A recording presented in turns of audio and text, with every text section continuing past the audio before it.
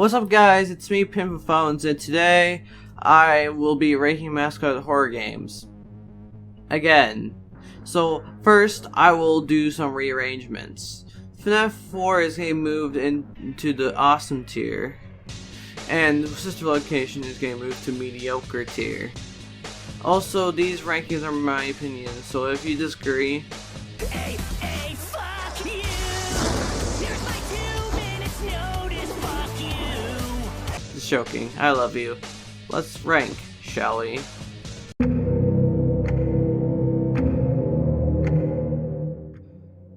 This game is good. It's where you play as William Afton in his own personal hell, where he has to face his own creations.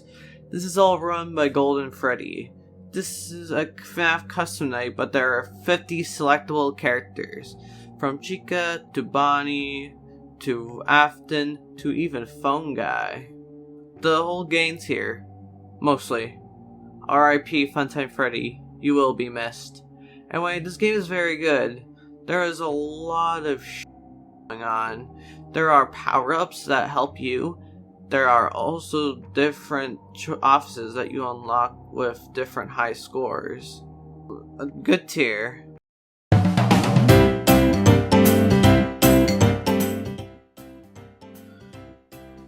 Ever wondered what FNAF would be like in VR? No? Well, too bad. It's very amazing. Lots of users say that Help Wanted 2 is better, but because I don't have much experiences with it. Anyway, we can play FNAF 1 to 4 here, and play the new games such as Vent Repair or Parts and Service. I love this game because it feels like a spin-off while also being important to the lore. I don't have many issues with the game. My only issues are really just have to do with PSVR being a piece of shit. Seriously, nowadays the original PSVR is like Stone Age tech. Sorry, I just had to go on a mini rant about PSVR. The only part I didn't like is Glitch Trap. I just don't like the sci-fi in FNAF, especially in the Steelwool games. Anyway, this goes in the awesome tier.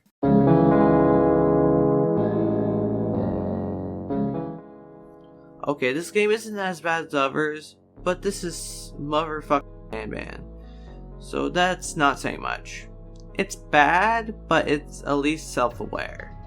I'm happy that the Ban devs can just accept that it's better as a meme game than an actual horror game. This game, there's a dream section which is bizarre. So I'll put this in bad tier, but it's higher than the other games.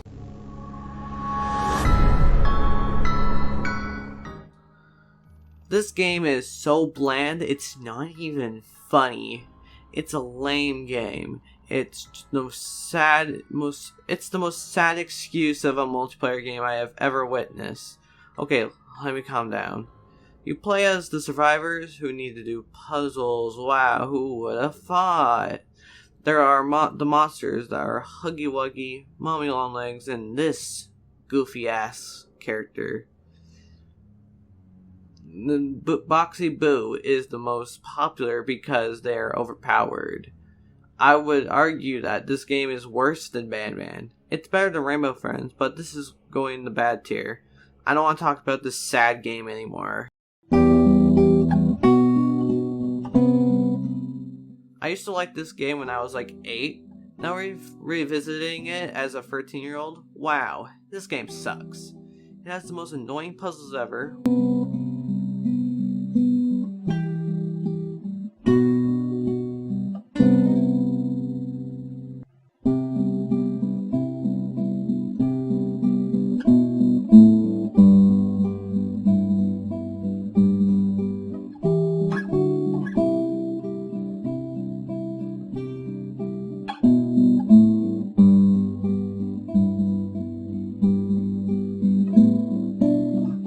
Weird lore, and honestly Ban felt more like a horror game than Hello Neighbor. The alphas were amazing, but the full version was lacking. Act 1 was the best act in the game. I would say it's decent, but Act 2 and 3 are just bad. The game isn't really good. The alphas are free, and the full version is like 39 Canadian bucks. just play the alphas and skip the full version. This goes in bad tier.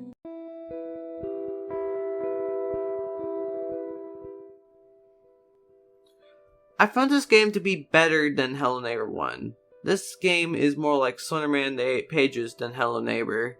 You play as a young female child against your brother. The whole game is just pretend and isn't real. The first stage is a jungle. Also, Peter is our dad. This game is a prequel depicting Peter before he lost his kids and wife. This made him insane. It's a decent backstory, but it's Hello Neighbor, so it isn't that good.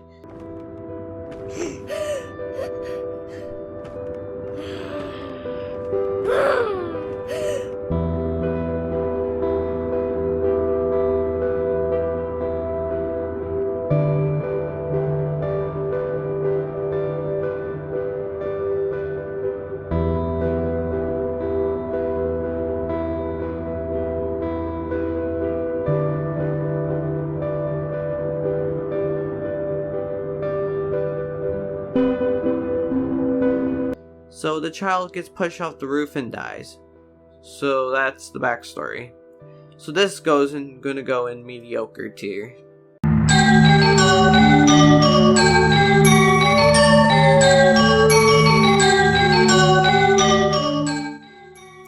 This game was made before most of the games on this list.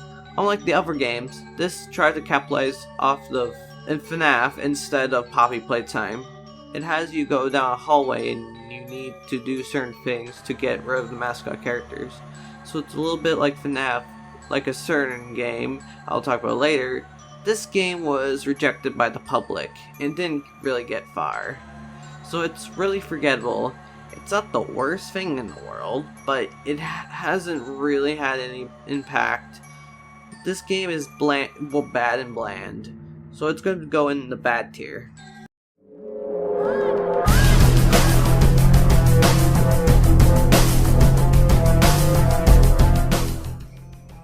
Okay, now I'll just talk about Chapter 1. So this game didn't even try the fact that it's a Poppy Playtime clone. No pun intended.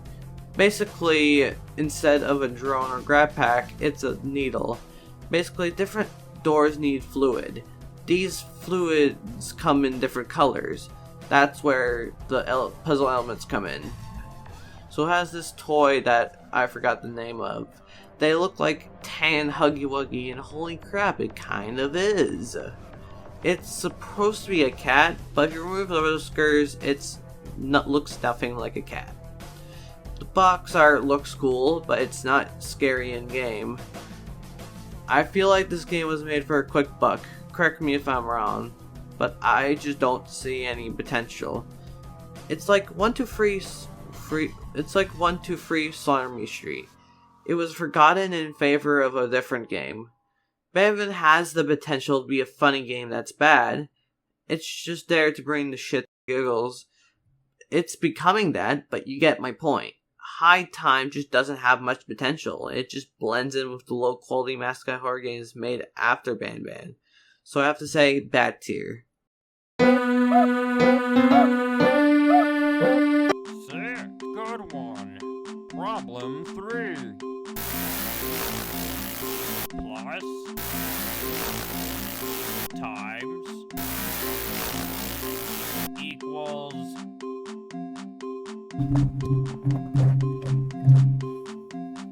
Let me figure out this one. 69. I'm sorry, Bull. This game is supposed to be a joke, and it's good. I love this game, and I think it's solid. It's based on those boring 90s education games. It's not very horror, but it still is a good game. It's fun and challenging. Baldi is so funny when you get a good question wrong.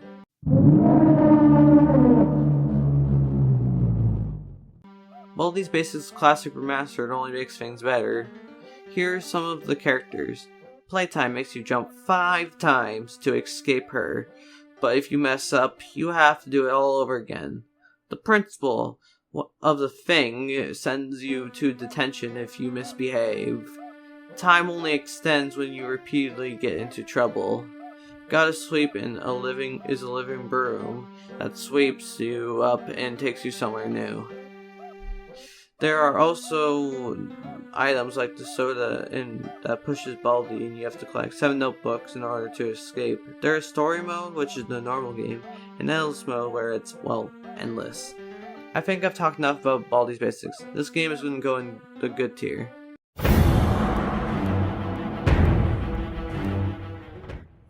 This game is alright for Roblox standards, but as a horror game, it's bad. It's basically Granny mixed with Peppa Pig. It's like multiplayer Granny. This game was a joke, but it turned into a serious game when Minitoon realized that dumb kids such as myself in 2020 liked it. This game is really the dumb. It's a good idea, but they tried to change the characters a bit so they could sell merch. I have that merch and I hate it. The story is too much like Sunday Tubby's Free. I think Sarnell put it best. So I think it's gonna go in bad tier.